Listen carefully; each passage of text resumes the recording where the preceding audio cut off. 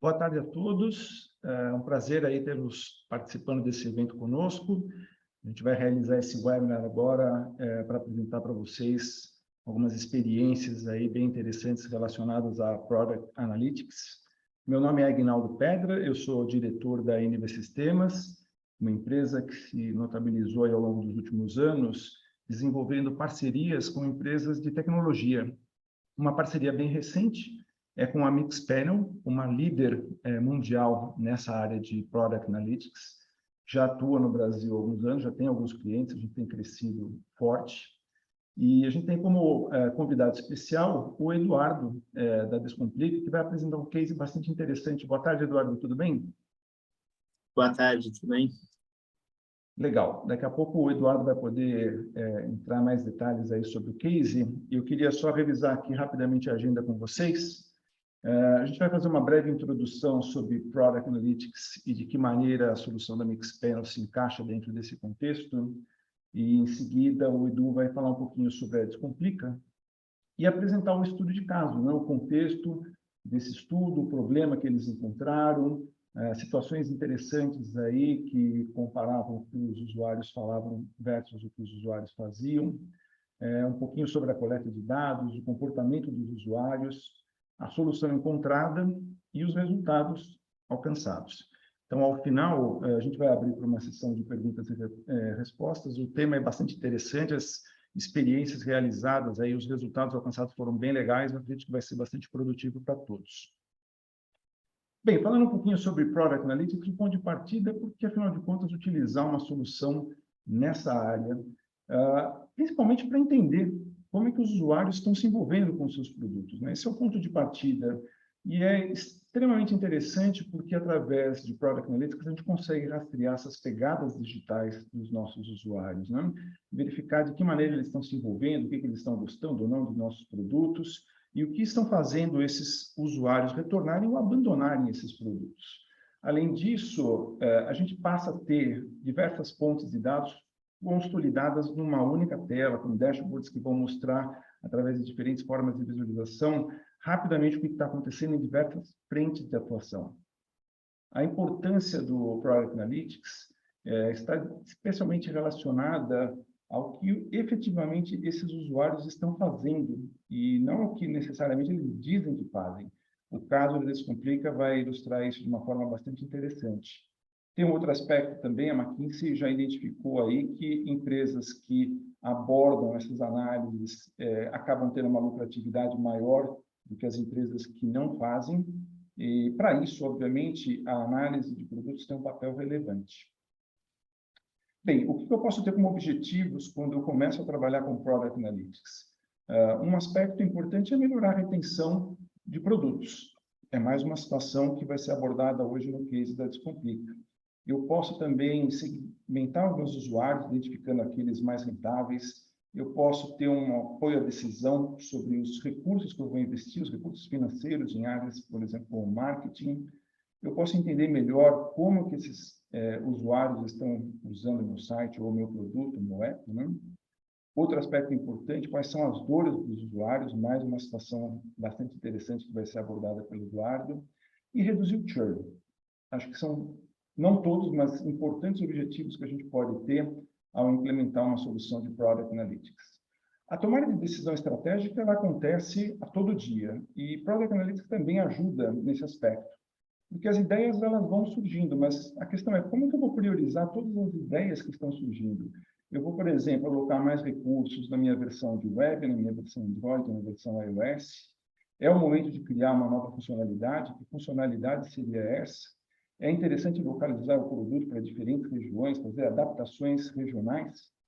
Dados começam a prosperar dentro das organizações, um volume cada vez maior, e a questão é se a gente consegue responder todas as perguntas. Por exemplo, como é que as pessoas estão navegando pelos apps? Elas, por acaso, estão sendo mais ativas no iOS do que no Android? A gente percebe algum crescimento orgânico em determinadas regiões? A solução da Mixpanel, ela tem como premissa rastrear essas pegadas digitais que a gente mencionou há pouco, né? Então, o ponto de partida é coletar dados sobre as interações dos usuários com o meu produto. E, a partir daí, eu tenho dois conjuntos de dados que vão ser analisados de forma combinada. Eu tenho os dados comportamentais, que tem a ver com todas as ações tomadas pelos usuários dentro do app. Então, por exemplo, nesse slide aqui, a gente vê para uma situação de um app aí de música, como um Spotify da vida, pessoas se registrando, fazendo buscas por músicas, tocando essas músicas, criando playlists. Enfim, todas essas ações são registradas na forma de eventos. E a gente vai combinar isso com dados demográficos, ou seja, dados dos usuários. A gente pode ter vários tipos de dados, desde o sistema operacional que está sendo utilizado, a localização geográfica daquele usuário, a idade, gênero e assim por diante. A partir dessa combinação de dados, eu tenho uma fonte bastante rica para realizar análises. E essas análises vão ser feitas pelas equipes de produto, de engenharia, de projeto, pessoal de growth, analistas de uma maneira em geral. As métricas, obviamente, são fundamentais para a gente poder nortear as nossas atividades, mas a gente vai um pouco além quando a gente está falando de uma solução com Mixpanel, porque a gente não vai numa métrica pura, simples. Por exemplo, no caso de Uber, corrida poderia ser uma métrica, a princípio, bem interessante para ser observada, mas eles identificaram, utilizando o Mixpanel, uma situação especial quando 3 corridas acontecem nos 10 primeiros dias de um usuário na plataforma. E isso dá insights importantes para que o pessoal de lá possa tomar algumas ações para estimular que isso aconteça. Da mesma forma, outras empresas como a Indeed têm algumas situações de combinação de situações que geram métricas um pouquinho mais complexas, mais elaboradas e mais úteis, consequentemente, a própria Mixpanel e por aí vai. Existem grupos de análises que eu posso realizar. Um primeiro grupo é o grupo de análise de insights. Como o próprio nome sugere, são aqueles que vão nos dar algumas visões iniciais e algumas pistas do que a gente pode estar fazendo.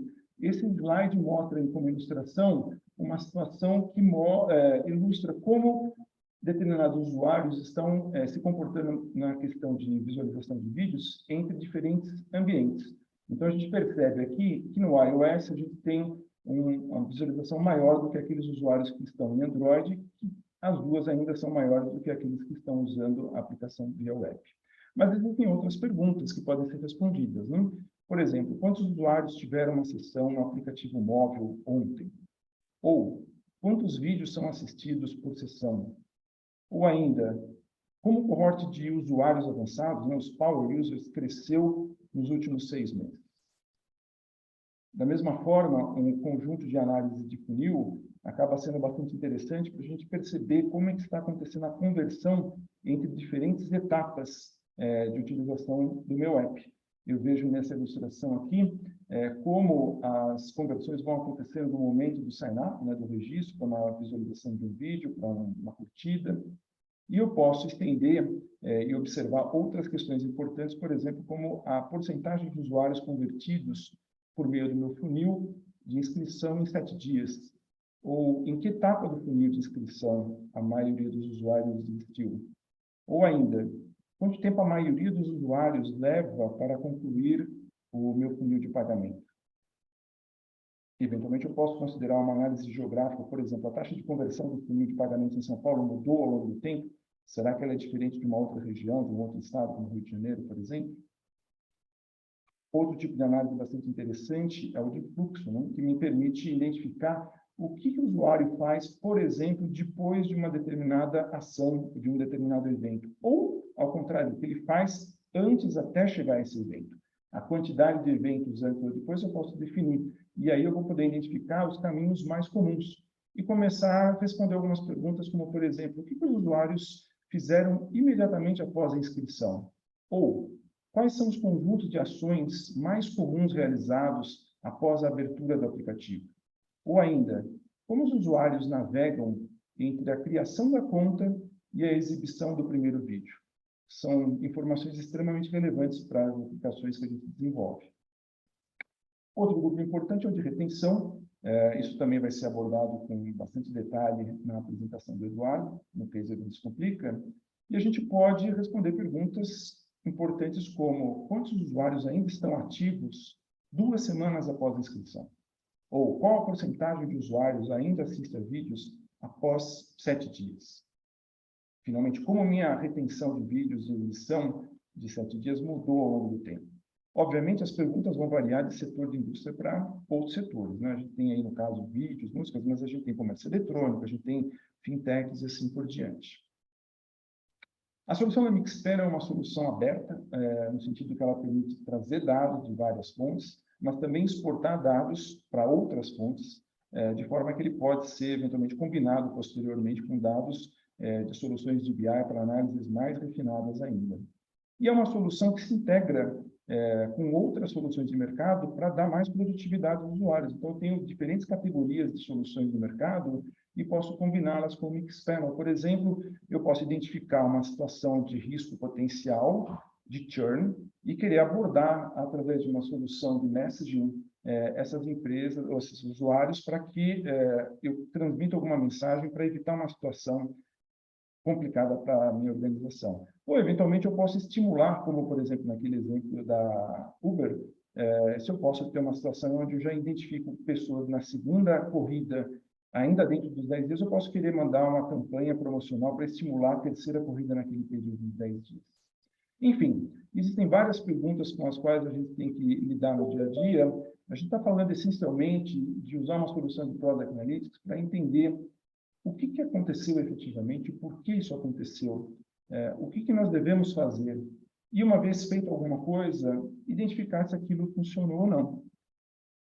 Tudo isso acho que fica muito mais interessante com um caso real. É o caso que a gente gostaria de compartilhar com vocês aqui hoje. Eu vou passar agora a palavra para o Edu, e ele vai contar um pouquinho sobre a Descomplica e sobre o case que eles tiveram com a solução da Mixpanel. Edu, com você. Beleza. Obrigado, Aguinaldo. Vou entrar aqui, então.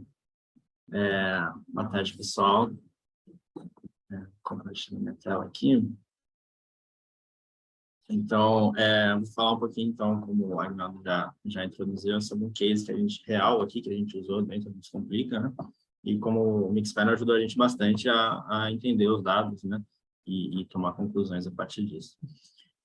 Bom, primeiro, prazer, né? Eu sou Eduardo, tenho vários apelidos aí, Dudu, Edu, do Cash, como vocês preferirem. Já vou avisando também que, se por acaso aparecer a dona da casa aqui, passar pela câmera, ou vocês ouvirem alguma coisa, é a minha gata, tá? Fica tranquilo. Só presta atenção mesmo na apresentação que está hoje. Bom, eu tenho 29 anos, sou Product Manager aqui na Descomplica.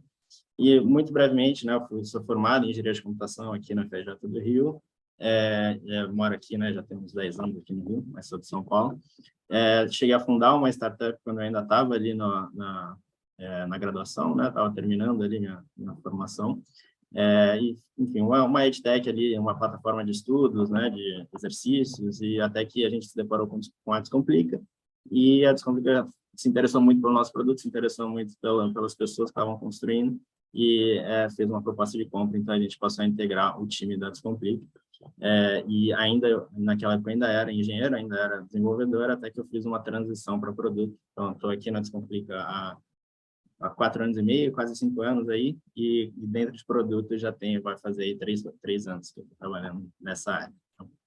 Então, bom, passar aqui rapidinho, né, relembrar o índice aqui que o Aguinaldo já mostrou para a gente. Vou mostrar rapidinho aqui, dizer um pouco mais sobre o Descomplica, nossos valores, propósitos, né, para onde que a gente está caminhando, e aí a gente entra a fundo mesmo no case do plano de estudos personalizado. Vocês vão entender melhor o que é daqui a pouquinho. Bom, quem somos, né? A Descomplica é a primeira marca de educação amada nacionalmente, que a gente fala, né? Que a gente entrou muito ali no mercado de vestibulares, surfou uma onda aí do Enem, e aí ganhamos uma larga escala, com aulões presenciais, lotando shoppings no Brasil inteiro. A gente realmente trouxe ali fez da educação algo, celebridades dentro da educação. Isso foi algo único, né? No mundo, talvez, ou enfim, pelo menos no Brasil, América Latina, como um dos primeiros. Chegando em trending topics globais, superando a Adele e One Direction. Esses aulões chegaram, né, hoje ele é o maior aulão do mundo, né? Todo ano a gente tem 1 milhão de alunos no final do ano ali assistindo aquela intensivão antes do Enem. Então, foi assim que a gente construiu essa marca nacional, né, e quase internacional, assim, né, com 8 milhões de seguidores nas redes sociais. Enfim, em educação isso é realmente muito fora da curva, né?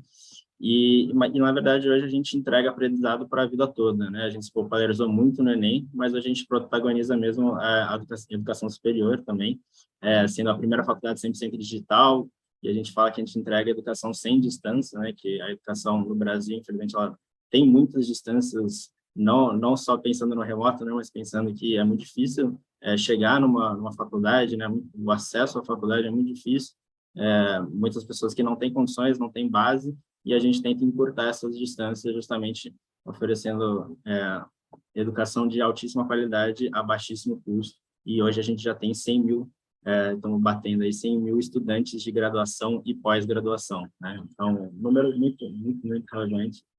Já somos uma das maiores do Brasil, não só em Enem, então agora também em graduação e pós. E aqui a nossa proposta de valor é justamente a educação digital, entregar a educação digital mais eficaz para aumentar a sua receita, né? A gente acredita que a educação é um passo justamente enorme para você melhorar a sua realidade, né? Melhorar a realidade do Brasil, pessoas que não tinham condições de ter uma renda digna e que, através da educação, conseguem elevar seu patamar. Isso começa ali principalmente no ensino médio, né? O diploma de ensino médio hoje é a maior alavanca de renda no Brasil. Quem tem esse diploma acaba tendo um salto muito grande na sua receita, né? E aí depois a gente vai para o ensino superior, com graduação completa, acessível, digital para diferentes realidades, pós-especialização e educação corporativa para você mudar de carreira, para você se especializar mais, ganhar uma promoção. A gente entrega essa educação acessível, direto ao ponto, tecnológica, divertida e conectada, né? Então, essa é a nossa proposta. E a gente acredita muito que a educação é para todo mundo, né? Aprender é para todo mundo. Legal, e é justamente no Enem, ali na porta de entrada, que a gente vai falar um pouco mais ali desse case, que é o plano de estudos personalizado. Só para dar um pouco mais de contexto ali, né? O que o time trabalha, né? Eu cuido de toda a experiência de estudos de vestibulares, né? Então, a partir do momento que o assinante chega ali para começar a estudar, ele passa a ser responsabilidade do meu time. E a gente cuida, então, de toda a experiência, engajamento e retenção desses 200 mil assinantes que estudam com a gente, né? Então, vai desde aulas ao vivo, VOD, plano de estudos, todo esse menu que vocês estão vendo aí na tela, cada um é uma funcionalidade, um conjunto de funcionalidades muito complexo, um produto muito grande, muito robusto, que a gente trabalha hoje. Só que a gente começou, né, justamente são 200 mil alunos, como é que a gente prioriza, como é que a gente entende o que faz mais sentido a gente trabalhar para melhorar a experiência desse aluno. E aí a gente começou a olhar para os dados, né? Então, a gente viu que a gente tinha um problema, de retenção. Então, agora a gente está voltando aí para 2019, vamos imaginar um mundo antes da pandemia, se é que isso ainda é possível imaginar. Enfim, a gente tinha aí, olhando meio para o final do ano ali de 2019, a gente estava olhando para os problemas ali de engajamento e retenção dos nossos alunos. Como vocês podem ver ali, a maioria dos alunos não se retém ao longo de todo o ano, né? Eles pagam por 12 meses, né? Estudam ali, um plano anual, mas acabam estudando mesmo ali nas primeiras 4 semanas, né? A gente tem ali 50% dos alunos acabam dropando ali, não voltam mais depois de 4 semanas. Isso a gente julga que poxa, um número que a gente poderia melhorar muito, né? A educação é difícil engajar, né? Tem um pouco aquela motivação, e é uma única prova lá no final do ano, né? É complicado mesmo, mas a gente acreditou naquela época que dava para melhorar esse número. Então, esse é um gráfico de retenção semanal. Eu posso até mostrar um pouquinho, bem rapidinho no Mixpanel, como é que a gente chegou, né, nesses números, para vocês entenderem um pouco melhor, né, da plataforma. A gente pode olhar tanto do ponto de vista de números aqui, né, semana após semana, ali em 2019, como é que foi esse comportamento, e olhar também para o gráfico, e ver essa queda aí, né, semana após semana, o quanto que esses alunos que fizeram a primeira atividade de estudos ali pela primeira vez na plataforma, e se elas estão retornando semana após semana, e a gente vai acompanhando esses números, e aqui a gente vê uma média, né, de todas as semanas de entrada, né, alunos que entram em cada uma das semanas, nesse intervalo de tempo, e a gente avalia, né, então, um pouco do que o Aguinaldo já mostrou para a gente de retenção. Então, aqui que a gente identificou esse problema. né? É um problema ou uma oportunidade, né, para a gente tentar melhorar esse número.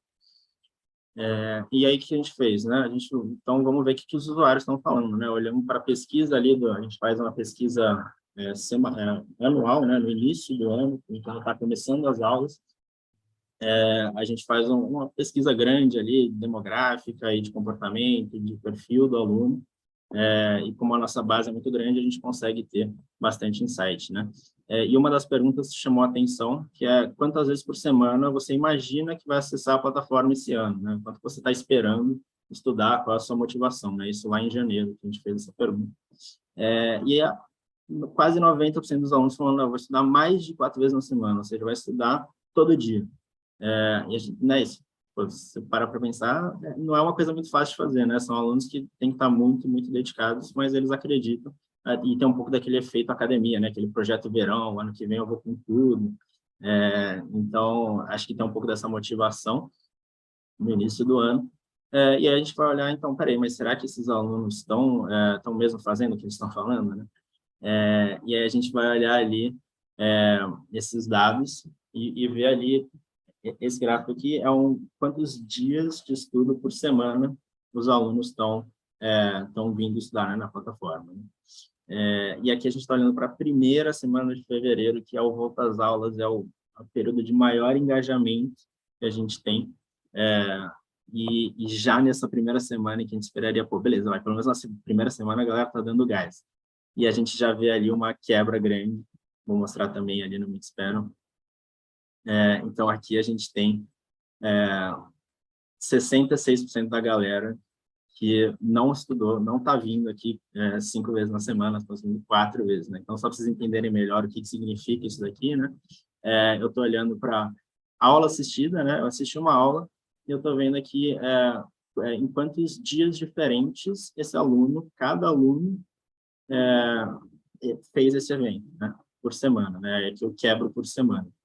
Então, eu vejo justamente em distribuição, né? Vendo quantos alunos assistiram uma vez, quantos alunos assistiram 2, 3, 4, 5 vezes na semana, em cada uma dessas semanas, né? E a gente pode olhar até o final do ano.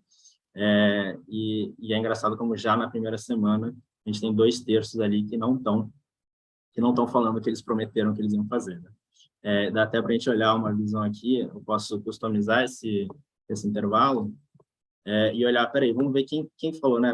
O prometido era 5 dias na semana, pelo menos, né? Então, vamos ver quem está fazendo 5 ou mais. Aí a gente vai ver ali, né? Começa em 33% e vai passando o tempo, só vai diminuindo, semana após semana. Esse engajamento vai ficando cada vez menor, né? Então, a gente entende que realmente o usuário tem uma pretensão, tem uma vontade, mas acaba que ele não consegue fazer o que ele prometeu, né? E também a gente consegue perceber que tem uma distinção, né, de uma base mais engajada e outra mais casual, né? Porque aqui vocês até veem que tem um salto, né, do 4 para o 5, até aumenta o número de alunos que foi para 5, 6 e 7, né? Então, aí a gente começa a segmentar esses usuários, é um perfil diferente de usuário, e, na verdade, tem aquela galera que realmente está muito focada, que geralmente é o pessoal que quer medicina, faculdade pública, que precisa estudar 5 vezes na semana, e eles estão engajados, e eles não são a base que a gente quer olhar. A gente quer olhar para a base menos engajada, é nela que a gente tem um poder de atuação maior para trazer essa curva para cima, né? E aí, como é que a gente fez isso, né? A gente vimos justamente essa oportunidade, né, na base que é menos engajada, e a gente criou um cohort que é uma segmentação de aluno. Então, você consegue criar critérios ali para falar, o aluno que fez X, Y, Z atividades, ou seja, ele assistiu uma aula uma vez na semana, assistiu no máximo 3 aulas nessa semana. Você consegue criar esses filtros para colocar para segmentar a sua base, e aí você passa a fazer análise somente em cima dessa base. Isso é muito poderoso para a gente entender como é que a gente muda o comportamento de um perfil, né, específico do usuário, e não necessariamente todo mundo, né? É um pouco difícil de você tentar impactar todo mundo com uma única iniciativa, né? E aí que a gente foi olhar, então, onde é que estavam aquelas curvas, né? Onde é que a maioria estava parando, né? A maioria para ali em 2 aulas, 2 dias diferentes na semana, em que ele consome aulas. 50% da galera está ali naquele segundo dia, e aí depois começa a virar uma cauda. E a mesma coisa aqui para quantas aulas consumidas por semana, né? Então, a gente tem que a maioria da galera para ali na terceira aula consumida por semana e depois não engaja mais do que isso, né? Então, foram esses critérios, entre alguns outros, um pouco não vou entrar em todos os detalhes ali de exercícios e tudo mais, mas no grosso foi isso que a gente olhou para definir um cohort de baixo engajamento, que a gente chamou também de baixa disponibilidade. Ele não está ali podendo estar com a gente 5 vezes na semana, ele está vindo 2 vezes na semana. A gente atribui isso à disponibilidade que ele tem para estudar com a gente, né? E a gente consegue até olhar esse comportamento, a gente ainda está olhando para 2019, ainda antes da gente fazer qualquer proposta de solução, a gente vê uma diferença ali da base de alta disponibilidade, que ali no começo do ano volta às aulas, né? Tem uma boa galera ali na alta disponibilidade, estudando bastante, e essa curva, eu não botei o gráfico inteiro do ano aqui, mas ela vai abaixando e vai minguando, né? Tem alguns picos ali de engajamento, quando tem as turmas que entram ali, mas na prática o que acontece é que a curva de baixa disponibilidade da galera que não pode estudar tanto vai aumentando ao longo do ano, enquanto que a de alta disponibilidade vai diminuindo. Tem aqui até o detalhe aqui de cohort, mas acho que não vale entrar no mérito ali, mas só para exemplificar como é que a gente faz isso dentro do Mixpanel, né? A gente coloca vários critériozinhos ali no campo, de aulas assistidas, quantas aulas ele assistiu, enfim, e aí isso gera esses cohorts, né? Então, só para vocês entenderem melhor aqui, essa galera de baixa disponibilidade, quantas pessoas estão aqui, né? Nesse grupo, né? Qual é o tamanho desse grupo, dessa segmentação, e essa segmentação vai aumentando cada vez, semana após semana, vai ficando cada vez maior, mais alunos estão estudando por menos tempo com a gente. Então, esse foi o problema aí que a gente identificou. Aí a gente volta a falar com o usuário, né? Então, vamos entender no qualitativo, né? Já que no quant a gente teve algum cheiro, vamos entender no qualitativo o que está acontecendo para esses alunos se desmotivarem, desengajarem ao longo do ano. E aí, né, no grosso modo, a gente queria entender o que atrapalha esse aluno, né? O que te atrapalha nos estudos, né? Por que você não consegue estudar aquilo que você prometeu que ia estudar, né? E a gente ouve frases do tipo: quando eu volto do plantão, eu rendo menos. Ou seja, a pessoa está fazendo plantão e depois chega em casa e ainda vai estudar para o Enem. Então, é uma rotina muito atribulada. A gente vê vários casos, né, de pessoas que trabalham, que ajudam em casa. É uma rotina muito atribulada. E aí fica muito difícil da pessoa conseguir se engajar e manter um ritmo alto de estudos por muito tempo, né? Frase como: entrei atrasado e ainda não consegui alcançar a matéria, né? Então, ela pegou um curso ali no meio, então já entrou com matéria acumulada, entrou, sei lá, no meio do ano, né, alguma coisa assim, e então não basta ainda ela não conseguir ter a rotina de estudo que ela esperava, ela ainda tem que compensar por uma matéria atrasada, né? Então isso é outro desafio. E frases como: parei de estudar para ajudar minha avó. Então acontecem imprevistos ao longo do ano, muita coisa pode acontecer, você faz um planejamento, chega, você vai tendo imprevistos e não vai conseguindo estudar e vai acumulando matéria atrasada. Então, no final das contas, né, a gente vê vários racionais aqui, né, de rotina atribulada, atraso com a matéria e imprevistos que fazem com que o usuário estude menos do que ele gostaria, né? Então, a gente foi traçando hipóteses, né, entendendo melhor esse comportamento. Partindo desses 3 pontos aí principais, a gente entendeu que os alunos estavam se culpando pelo atraso, né? Mas aí a gente para pensar: pô, será que nós, Descomplica, né, não temos uma parcela de culpa nisso? Por quê? Porque a gente percebeu que a gente está entregando um produto que é one size fits all, que a gente chama, né? Um produto que é igual para todo mundo. Na época, a gente entregava basicamente um cronograma de 40 horas, até tinha cursos em diferentes momentos do ano, né? O curso semi-extensivo, o curso intensivo, mas era um curso de muita carga horária, necessariamente, né? Das aulas ao vivo. E aí, o aluno vê aquela quantidade enorme de aulas para assistir, um volume gigantesco, e ele acha que ele tem que dar conta de tudo, né? Então, a gente, né, e a aluna sabe que não tem esse tempo, ou às vezes nem sabe que não tem esse tempo e tenta, né? Mas a gente vê que tem uma rotina atribulada, a gente tem diferentes realidades no Brasil afora, a gente consegue até pegar dados demográficos, né? Eu até trouxe aqui para ilustrar que no Mixpanel a gente consegue até ver esses dados demográficos, né? Então, de quantas cidades diferentes a gente recebeu uma aula assistida, né? A gente consegue ver que 5.100 cidades diferentes no Brasil, ainda filtrei no Brasil, e não sei se vocês sabem, mas são 5.500 cidades no Brasil, ou seja, a gente está basicamente no Brasil inteiro. Desde as cidades mais pequenininhas que não tem internet, que não tem o celular, não chega a melhor tecnologia para eles, que não tem condição de comprar, que não, enfim, rotinas muito diferentes, rotina de campo, rotina, e a gente quer entregar um produto igual para todo mundo, não faz muito sentido, né? E, além disso, o aluno não tem maturidade e conhecimento para priorizar as aulas, né? Então, e até aí eu poderia dar 40 horas semanais e o aluno escolhe o que ele quer ver e o que ele não quer. Mas a gente está falando de alunos de ensino médio, né? Então, ainda não tem essa maturidade, mesmo alunos de pós-graduação, de graduação, é difícil, né? De ter essa maturidade de entender o que é prioridade, o que não é, como filtrar a matéria que vai perder matéria. Então, a gente foi identificando ali que falta uma personalização de conteúdo, né? Então, a hipótese principal aqui é que a gente precisa entregar algo que, se a gente entregar um programa um pouco mais personalizado, um pouco mais adaptado à rotina do aluno, esse aluno vai se engajar mais, ele não vai ter aquele peso de matéria acumulada, de achar que tem que fazer muito mais do que ele, de fato, consegue, né? Bom, e aí a solução foi justamente o plano personalizado. A grande dor ali que a gente identificou, né, que é o volume intenso de aulas, uma dificuldade de priorização. Tem várias dores aqui, né, que o aluno começa a se sentir desmotivado porque ele não consegue dar conta e ele se culpa por isso, por conta da rotina dele, ele não consegue alcançar e vai acumulando matéria. E aí a gente entende que a nossa grande aposta ali de solução desse problema, nossa pílula, é justamente priorizar, a gente mesmo fazer esse trabalho de priorização de aulas de acordo com a necessidade desse aluno, né? Já que ele, afinal de contas, nós somos nós temos o papel pedagogo aqui de instruir esse aluno, de guiar esse aluno. Então, a gente acredita que consegue priorizar essas aulas para que ele tenha uma rotina, que a gente entregue um cronograma que seja mais adequado à rotina dele, né? E a solução que a gente propôs foi combinar justamente a inteligência pedagógica com tecnologia para fornecer planos personalizados para esses alunos. E planos personalizados, a gente começou, é algo extremamente complexo, né? Não é nem um pouco trivial chegar numa solução dessa. Então, a gente começou, vamos apostar abaixo, um MVP em 2020, e a gente montou alguns planos, né?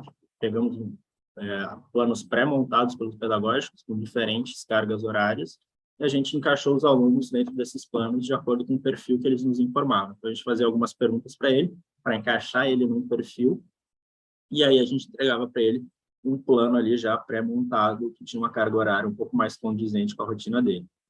E aí eu vou mostrar depois os dados, né, de como essa solução foi dando certo, a gente foi vendo que estava fazendo sentido, que estava aumentando o engajamento, e aí a gente teve cacife depois para, no ano seguinte, em 2021, criar uma solução dinâmica de planos individuais para cada aluno, né? Então, hoje, o aluno de vestibulares, ele tem um plano que é montado especificamente para ele, com a quantidade de semanas que ele escolheu, com a carga horária que ele informou, e a gente consegue priorizar esse plano para ele, para encaixar na rotina dele. Aqui, só para vocês terem uma ideia, né, de como que a gente, né, algumas telas ali do processo que ele passa ali, a gente faz várias perguntinhas, e aqui também tem um aprendizado, né, de a gente não perguntar para ele quantas horas ele acha que ele vai fazer, ele vai estudar, porque isso é pouco tangível para ele. Então, a gente pergunta mais, assim, quantos dias que você pretende estudar e você perguntar quais são os turnos também, dá uma boa noção de disponibilidade dele. Porque se ele tem manhã, tarde e noite, é um aluno que está muito engajado, que não tem outras tarefas para dividir com o estudo, né? Já se ele coloca só um turno, a gente entende, não, beleza, a gente tem que dar um plano bem mais enxuto para ele, né? E aí ele tem um resumo ali muito personalizado para ele. E essa foi a solução final, né? A solução mais final não, né? Mas a mais robusta que a gente tem hoje. E aí vamos falar um pouquinho de resultados, né? Como é que a gente usou dos dados, né, para entender se estava gerando resultado ou não. Então, aqui é aquele mesmo gráfico que eu mostrei lá no começo, que é a retenção, né? A gente No nosso produto, a gente resolveu escolher a retenção de 4 semanas, como sendo a North Star Metric, que a gente chama, né? Aquela que a gente quer melhorar. A gente vai ficar acompanhando o principal indicador que a gente quer melhorar. Tem muitos produtos que usam 2 semanas, mas nosso produto é muito mais longo, né? Ao longo de todo o ano, então 4 semanas fez mais sentido. Se a gente olhar ali, né? 50% da galera não passa da 4ª semana e a gente quer melhorar esse número, que atualmente em 2019, né, era em 52%. Mas eu vou mostrar os 3 para ver como isso evoluiu. Aqui a gente está pegando o mesmo período, né, de março a junho, chegamos em 2020, depois da solução. A solução foi lançada justamente em março, teve um período ali, a gente está avaliando justamente o mesmo período. Não é tão claro assim, né, passando de um gráfico para o outro, mas a gente vê que tem uma subidinha ali na curva, que, na verdade, a retenção de 4 semanas pula para 62%. Isso é um acréscimo de 19% relativo, ano após ano, né, year of year, do ano anterior para o ano atual. E, na verdade, a gente acabou impactando até mais ainda a retenção de 8 semanas.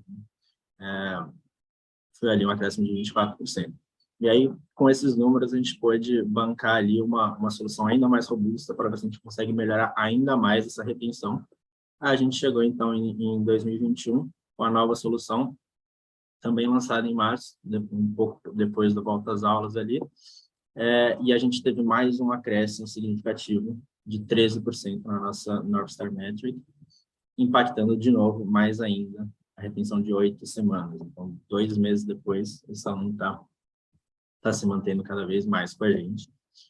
E isso é relativo ao ano passado, que já tinha crescido, né? Então, no final das contas, eu botei um consolidado aqui, mas antes, né, só mostrando que aquele 50% que estava na 4ª semana, pulou para a 10ª semana. Então, a gente está conseguindo, a gente arrastou, né? No começo a gente falava, pô, metade dos nossos alunos vão embora na 4ª semana.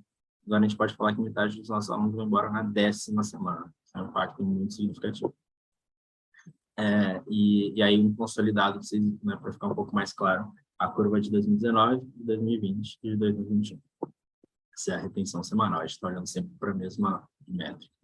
E aí é um aumento de 40% relativo em 2 anos.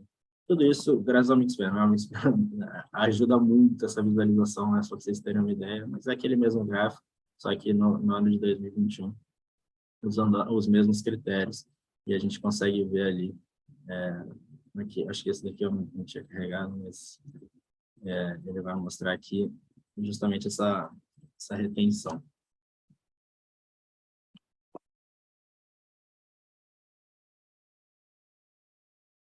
Enquanto isso, vocês têm alguma pergunta? Surgiu alguma pergunta aí, Aguinaldo?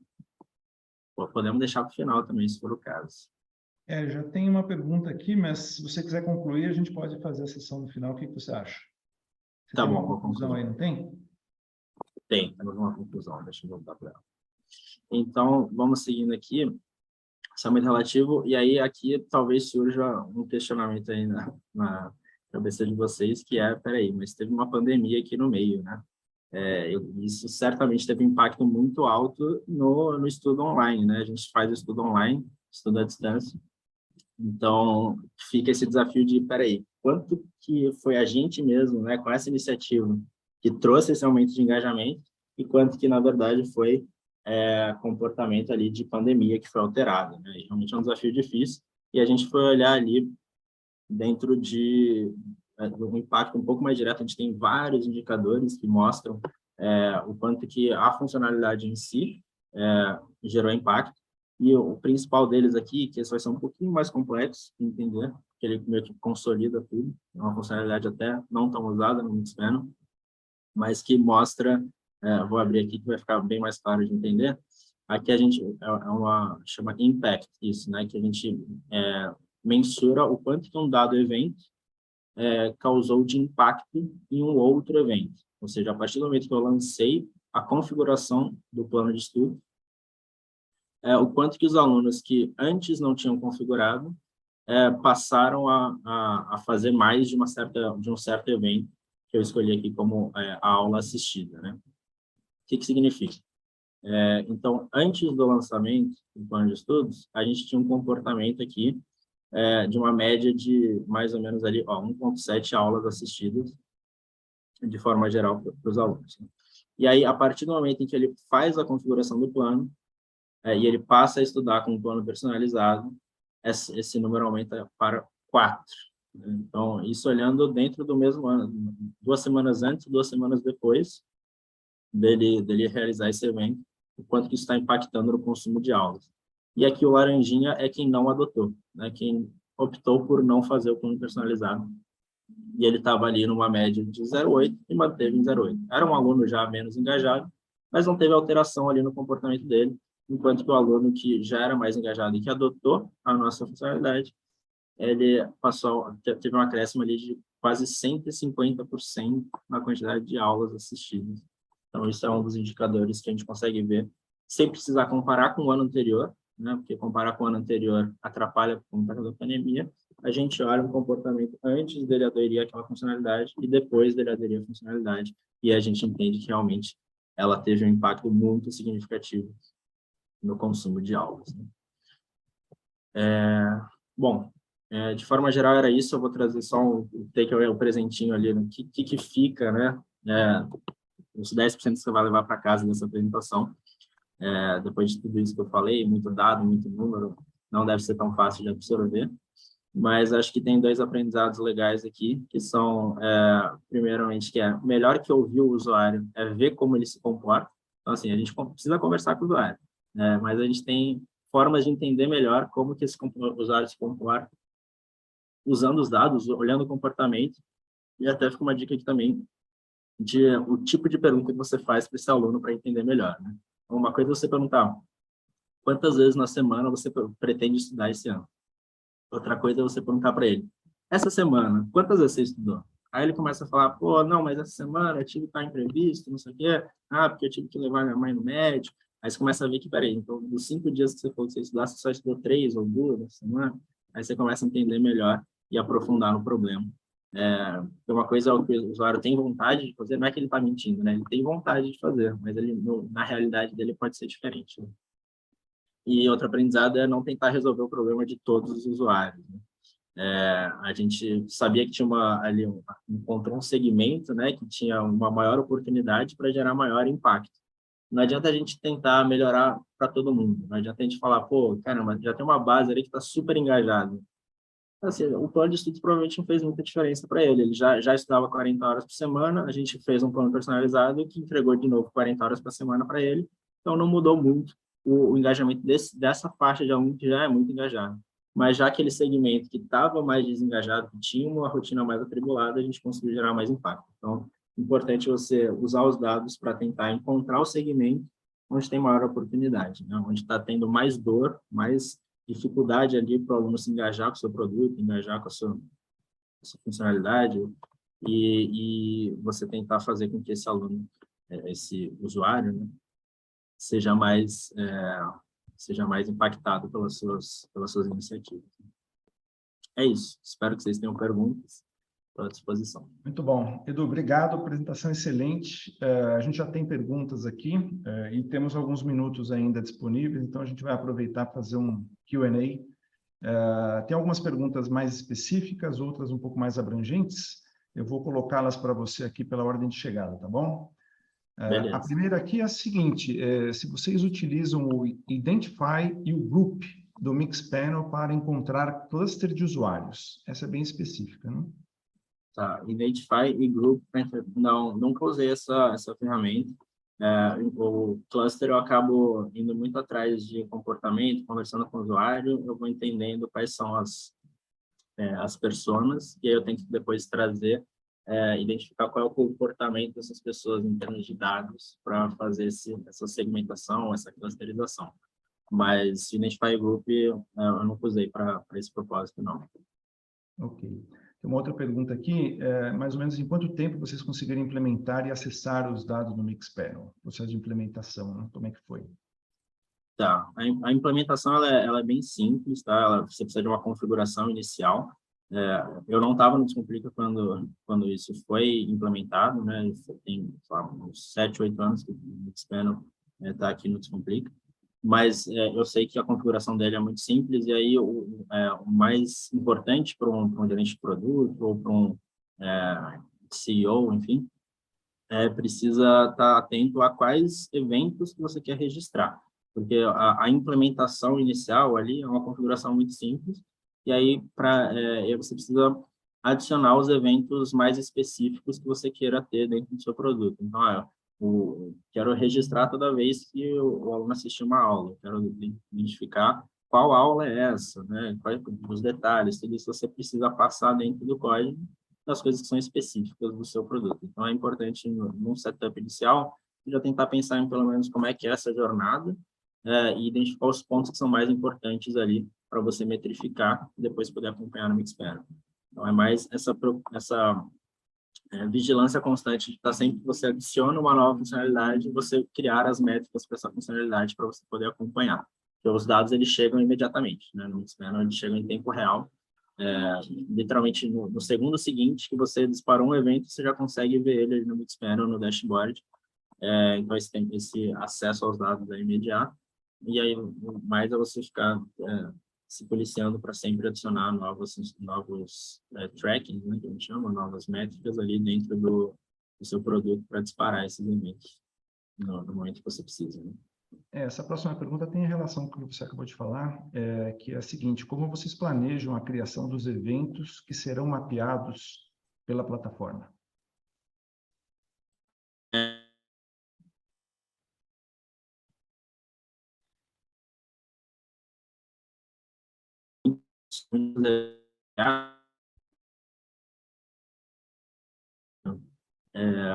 Um produto já consolidado, você precisa antes mapear quais são, navegando pela plataforma, acho que a forma mais fácil é você navega pelo seu produto e vai vendo que tipo de interação que você quer ver que o usuário está fazendo. Então, eu cliquei ali num botão que me levou para outro lugar. Então, eu preciso saber que o usuário clicou naquele botão e ver se, né, de fato, ele chegou na outra tela, até para identificar problemas, de repente, ele está sendo direcionado para uma outra tela, enfim, você vai ter que avaliar toda essa jornada desse aluno e escolher quais são os eventos que você vai colocar ali dentro. Uma vez que você tem um setup já bem pronto, assim, né, você já está traqueando principalmente o grosso do que você precisa, aí toda vez que você vai criar uma nova funcionalidade, você já tem essa mentalidade de, beleza, dentro dessa funcionalidade, o que são as coisas mais importantes que eu preciso traquear aqui dentro. E geralmente são, cara, qualquer clique de botão é relevante, qualquer informação ali que seja variável, né? Então, eu cliquei numa aula de nome X ou de nome Y, é importante você traquear essa propriedade, né? Você adiciona a propriedade dentro do evento para você poder saber, 50% dos alunos estão indo para aquela aula e não para outra. Ou, enfim, né? Você começar a entender esse comportamento que depois você consegue olhar muito, muito bem mapeado ali dentro do Mixpanel, cada um desses cenários. Legal. Uma outra pergunta aqui relacionada à implementação, se no caso... bom, não sei se você vai poder ajudar nesse caso, porque você disse que quando foi implementado você ainda não estava aí, mas se já havia identificado um problema, né? Se a Descomplica já tinha identificado um problema que motivou a implementação de Product Analytics no Mixpanel, ou se é uma coisa que foi evoluindo a partir do uso da implementação. Tá. Não, a implementação realmente ela já está aqui há muito tempo, né? Então, desde sempre, assim, a Descomplica vê como ponto-chave o traqueamento de dados, porque eles são muito relevantes para entender o comportamento do usuário, né? Mas, assim, todo esse processo, né, é fácil de contar no storytelling, mas é um processo fuzzy, né? Você vai olhando dados, aos poucos você vai entendendo as coisas, então, eu acho que mais do que partir, assim, antes você faz isso, depois você faz aquilo, antes você olha para os números, depois você faz pesquisa, e depois, na verdade, é uma coisa que vai acontecendo, né? Você, diariamente ali, eu como Product Manager, praticamente todo dia eu estou acessando o Mixpanel para olhar, acompanhar os números e começar a identificar padrões que eu não estava identificando, ou começar a entender insights ali dentro, e aquilo vai gerando uma dúvida na sua cabeça, vai gerando um estranhamento que você começa a investigar e aí você vai chegando no problema, né? Então, acho que é um pouco disso, né? Não é simplesmente antes a gente identificou o problema e não é uma coisa tão metódica, tão simples assim, né? É uma coisa que mais vai sendo construída. Então, o Mixpanel é bom você ter ali desde sempre para você poder estar acompanhando porque isso te facilita muito para identificar problemas, né? Às vezes você nem sabe o que o usuário está fazendo, se você não tem um traqueamento, vai ter que meter a mão lá no SQL para achar quantos alunos estão usando, enfim, é muito mais complexo. Então, quando você consegue ter um acesso diário, você começa a ver padrões de comportamento e aí você começa a entender os problemas que os usuários podem estar tendo, ou você pode entender, enfim, anormalidades ali no comportamento. Legal. A gente está aqui nos últimos instantes, né, mas dá tempo ainda para tentar cobrir algumas últimas perguntas. Tem uma aqui relacionada, Edu, à evolução da coleta de dados, na medida que os eventos podem ir mudando, complementando propriedades de eventos existentes, novos eventos. Como é que vocês lidam com isso no dia a dia? Tá. Bom, a gente vai identificando quanto mais você trabalha com dados, quanto mais você analisa dados, mais você vai entendendo que você tem mais necessidades e mais necessidades, né? E aí você vai adicionando novos trackings para compor as lacunas que você, né, fazendo uma primeira análise, você não conseguiu tirar nenhuma conclusão, não conseguiu chegar no problema, porque não tinha um evento, não tinha uma análise ali.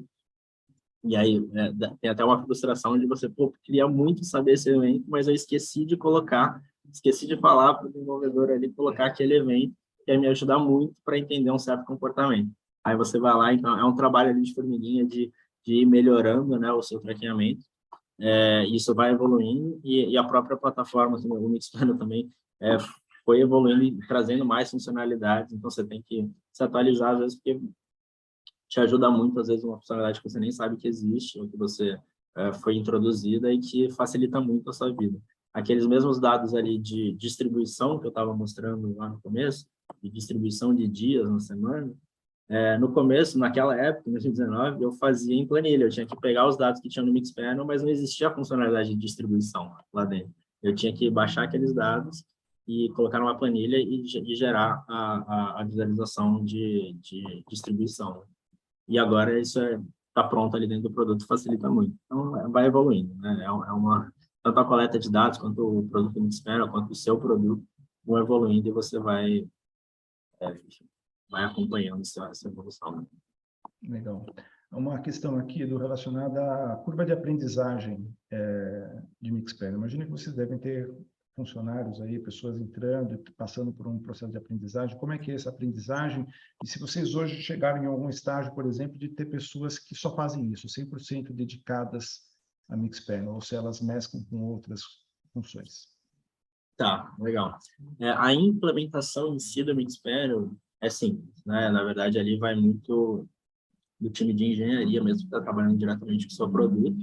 A implementação em si é simples, o difícil a curva de aprendizado está mais ali no usuário do Mixpanel e não de quem implementa o Mixpanel, né? Porque não sou eu que implemento, não sou eu que boto lá qual é o código que vai ser disparado, mas eu estou lá consumindo o dado que eu pedi para colocar, né?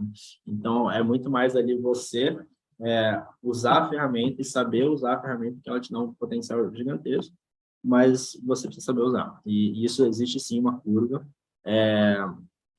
que vai muito, no meu caso, foi muito de exploração mesmo, né? Eu sempre me interessei muito por dados e o Mixpanel, quando eu descobri, eu comecei a futucar, mexer, ainda quando eu era desenvolvedor, ainda engenheiro, e ficava futucando o Mixpanel e fui aprendendo, mas hoje existem muitos workshops que o próprio Mixpanel faz, existem muitos vídeos, enfim, você consegue aprender bem rápido o grosso, né? O principal ali, que é a parte de insights, a parte de funis e tudo mais.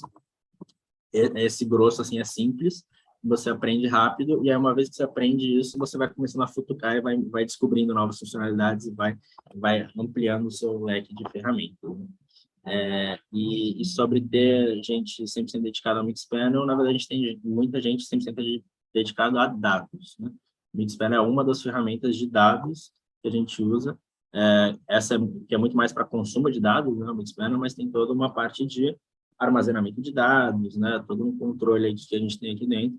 Então, a gente tem pessoas 100% dedicadas a dados e que também são responsáveis pelo Mixpanel, né, pela manutenção do Mixpanel, mas, no geral, assim, o Mixpanel dá pouco trabalho, é muito mais trabalho para a engenharia, de você ficar sempre adicionando novos eventos ali dentro, né, e fazendo esse acompanhamento, mas em termos de implementação, assim, não é nada complexo, que precisa ter gente dedicada a isso, né? A dedicação é muito mais em fazer as análises, né? O trabalho é muito mais de análise, de investigação, e acaba sendo muito papel de nós, gerente de produto aqui dentro. Legal. Acho que a gente tem tempo para uma última, porque realmente a gente já está em cima da hora, né? Mas acho que é uma pergunta bem legal para concluir.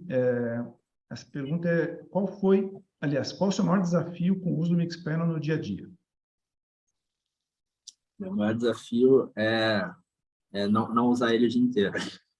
Eu fico assim, se deixar, eu fico o dia inteiro cutucando dados, e acho que é talvez um desafio ali de priorizar qual tipo de análise você quer fazer, porque você tem tantas opções de enxergar dados, de fazer as análises, e é uma ferramenta muito completa, com muitas minúcias ali dentro, você acaba querendo fazer o ótimo do ótimo do ótimo, fazer a melhor análise possível, porque a ferramenta te proporciona isso.